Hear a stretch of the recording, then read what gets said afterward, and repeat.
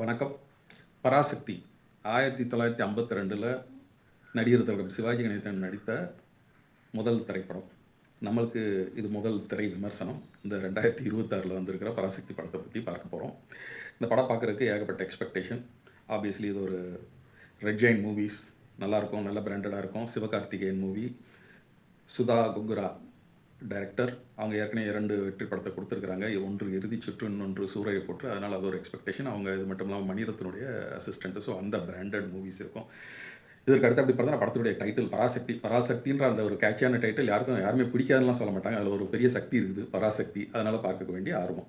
இன்னொரு பெரிய ஆர்வம், அந்த ட்ரெய்லர்லாம் வந்த பிறகு எல்லாத்துக்கும் தெரிஞ்சு போது இது ஒரு மொழி போராட்ட கதை, அதுவும் மாணவர்கள் நடத்துகிற ஒரு மொழி போராட்ட கதை அப்படின்னோன்னு இன்னும் கொஞ்சம் ஆர்வம் ஜாஸ்தி ஆயிடுச்சு.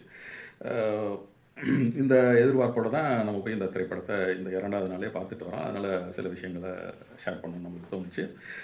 முக்கியமாக மொழி போர்னாலே நம்ம ஹிந்தியை தான் எதிர்ப்போம் இல்லையா?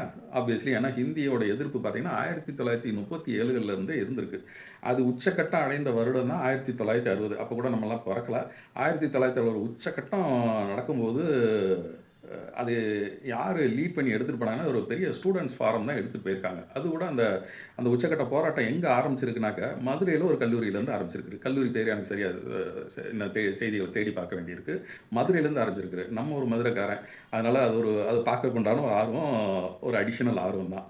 மதுரையில் அந்த காலத்தில் எனக்கு 1980s ஒரு சம்பவம் இன்றைக்கி கூட எனக்கு ஞாபகத்தில் இருக்குது. 1980s பீரியட்லாம் கல்லூரி பருவத்தில் இருக்கும்போது மதுரையில் இந்த பெரியார் பஸ் ஸ்டாண்டு பக்கத்தில் பிரிட்டிஷ் பேக்கரின்னு ஒன்று ஆரம்பித்தாங்க.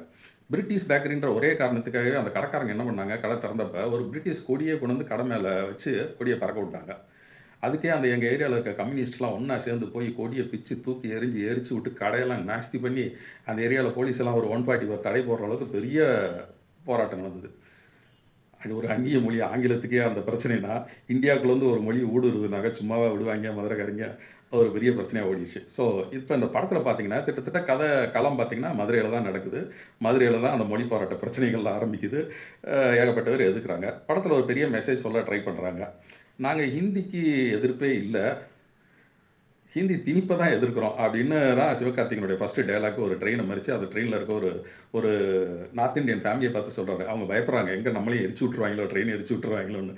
அவர் ஒன்றே அப்படியெல்லாம் இல்லைம்மா அப்படின்னு சொல்கிறாரு. உண்மையில் அங்கேருந்து ஒரு நல்ல ஒரு பிகினிங் தான். படத்தில் நிறையா அங்கங்கே பஞ்சு காட்சியெல்லாம் இருக்குது.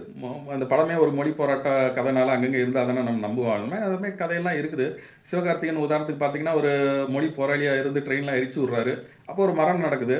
அதுலேருந்து அவர் திருந்தி சாதாரண மனிதனாக ஆயிடுறாரு. அதுக்கப்புறம் இன்னொரு மரணத்தை பார்த்து கொதிச்செழுந்து திரும்பவும் போராளி ஆகிறாரு. இதுக்கடையில் அவருடைய தம்பி அதர்வா, நல்ல நடிப்பு முதிர்ச்சி அவர்கிட்ட இருக்குது. அதர்வா பரதேசிக்கு அப்புறம் சரியான நடிப்பு. அவர் கொஞ்ச நேரம் வந்தாலும் கொஞ்ச நேரத்தில் படம் பூரா வராரு, ஆனால் அப்பப்போ வராரு. என்னன்னா அவர் தான் இந்த மொழி போராட்ட கதையை கேரி பண்ணிட்டே போகிறாரு. நம்மளுக்கெல்லாம் ஒரே ஆறுதல், அவர் வர சீனில் தான் இப்போ மொழி போராட்டத்தை பற்றி ஏதோ பேச போகிறாங்க, ஒரு மொழி போராட்டம் நடக்க போகுது, அது சம்மந்தப்பட்ட தமிழ் சம்மந்தப்பட்ட ஏதோ ஒரு டைலாக்லாம் பேச போகிறாங்க அப்படின்னு நம்மளுக்கு ஒரு ஆர்வம் வருது. உண்மையிலே நல்ல கேரக்டர் அது. அவருடைய பிரதராக சிவகார்த்திகேயன் வர்றாரு. சிவகார்த்திகேயன் அங்கங்கே மொழி போராட்டம் பண்ணுறாரு, ஆனால் நிறைய நேரங்களில் காதலிச்சுக்கிட்டு இருக்கிறாரு ஸ்ரீலீலா. நிறைய விஷயங்கள் இந்த மொழி போராட்டன்றதுலேருந்து டிவியேட் ஆகி மற்ற சம்பவங்களையே காட்டி எடுத்துகிட்டு போகிறனால நம்மளுக்கு உண்மையிலே இன்னமும் டவுட்டாக இருக்குது. இந்த படம் உண்மையிலேயே மொழி போராட்ட கதையை தான் நம்ம படம் பார்த்துட்டு வந்தோமா இல்லையான்ற ஒரு திருப்தி இல்லாத தன்மையை தான் நம்மளுக்கு தருது. அதனாலேயே இந்த படம் எனக்கு ஒரு முழு திருப்தியான படம்னு சொல்கிறதுக்கு எனக்கு இன்னும் குவாலிஃபைடு இல்லையோ அப்படின்றதே தோணுது.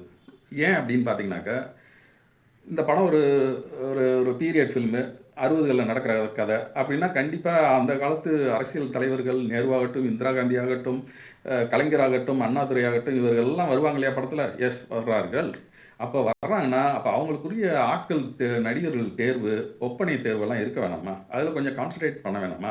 அண்ணாவையாவது ஒத்துக்கலாம், சேத்தன் நடிச்சிருக்கிறாரு, அண்ணாமதியே இருக்கிறது பார்க்குறதுக்கு.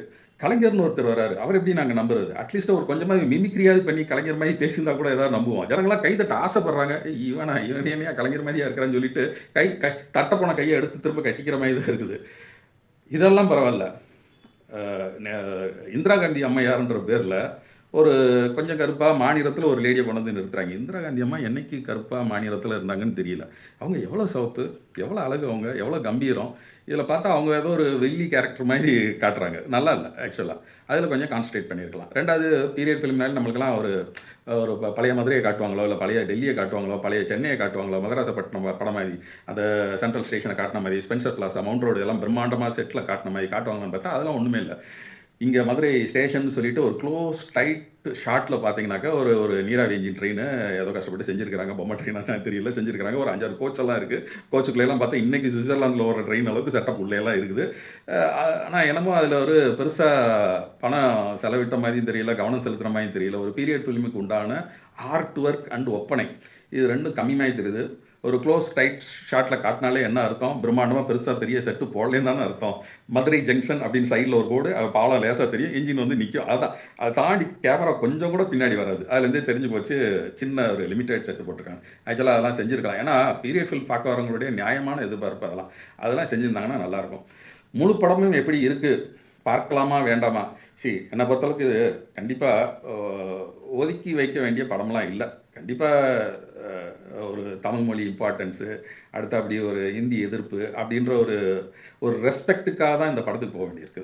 நெறைய பேர் இறந்துருக்கிறாங்க. அந்த காலத்தில தமிழ் மொழி போர்ல இறந்துருக்கிறாங்க. படத்தில கடைசியில ஒரு சில பேருடைய ஃபோட்டோ மட்டும் காமிச்சு, பாவம் அவங்ககிட்ட அவ்வளோதான் ஃபோட்டோ இருந்திருக்கும் போல காமிச்சு, இவர்கள்லாம் இறந்தவர்கள் அஃபிஷியலா, அன்அஃபிஷியலா இன்னும் நெறைய பேர் இறந்துருக்கிறாங்க அப்படின்னு ஒரு செய்தியோட முடிக்கிறாங்க. இந்த ஒரு காட்சி படமெல்லாம் கிளைமேக்ஸ்லாம் முடிஞ்ச பிறகு written and directed by Sudha Kongara அப்படின்னு போட்டதுக்கப்புறம் வர்றது ஒரு சின்ன ஒரு காட்சிக்காக நம்ம வந்து முழு படத்தையும் ரெஸ்பெக்ட்ஃபுல்லா பார்க்க வேண்டியிருக்கு. அது கொஞ்சம் ஒரு நம்மளுக்கு ஒரு ஒரு ஒரு ஒரு சகிச்சிக்க வேண்டிய ஒரு படமா தான் இருக்க ஒழிய, ஒரு திருப்திகரமான படமா இல்லைன்னு தான் நான் சொல்வேன். அதுவும் கிளைமேக்ஸுக்கு கொஞ்சம் முன்னாடிலாம் சடனா பேன் இண்டியா மூவி மாரி அதர் ஸ்டேட்ல இருக்க பெரிய பெரிய ஸ்டார்லாம் வந்து இந்த போராட்டத்துக்கு சப்போர்ட் பண்ண இறங்குறாங்க. கர்நாடகா, கேரளா, ஆந்திரா அங்க உள்ள இந்த ஜெயிலர் படத்துலலாம் ரஜினிக்கு சப்போர்ட்டா மோகன்லால் இவங்கலாம் வருவாங்க இல்லையா? அவங்க மாரி இவங்கலாம் வராங்க. அந்த பேன் இண்டியாவினுடைய ஒரு பெயிண்டிங் எதுக்கு இந்த படத்துக்கு தேவைன்னு தெரியல. அதெல்லாம் அவாய்ட் பண்ணியிருக்கலாம். பர்ட்டிகுலர்லி இந்த ஸ்ரீலீலாவுடைய அந்த காதல் காட்சிகள்லாம் அவாய்ட் பண்ணியிருந்தாங்கன்னா, ஒரு ஒரு 30லேருந்து 40 நிமிஷம் படத்துக்கு வந்து ஒரு நீட்டான, ஷார்ப்பான ஒரு 2 மணி நேரம் படமா எடுத்திருந்தா கூட இந்த படத்த இன்னமும் ஒரு ஷார்ப்பான படம்னு சொல்லலாம். ஏன்னா, தாங்கி வந்த செய்தி அது. நாங்கள் ஹிந்திக்கு ஒருபோதும் எதிர்ப்பல்ல. ஹிந்தி திணிப்பிற்குத்தான் எதிர்ப்பு. இதை டிஎம்கே ஆட்கள் அடிக்கடி சொல்கிறது தான். உதயநிதி ஸ்டாலின் ஆகட்டும் அடிக்கடி சொல்கிற செய்தி. அந்த செய்தியை தான் இந்த படமும் தாங்கி வருது. மற்றபடி படத்தில் பெரும்பாலும் ஒரு பெரிய கண்டென்ட்டை எடுத்துட்டு வந்துட்டு அதை சொதப்பியிருக்காங்களோ அப்படின்ற ஒரு சின்ன வருத்தம் தான் அந்த படம். நன்றி. இன்னொரு வாய்ப்பில் சந்திப்போம்.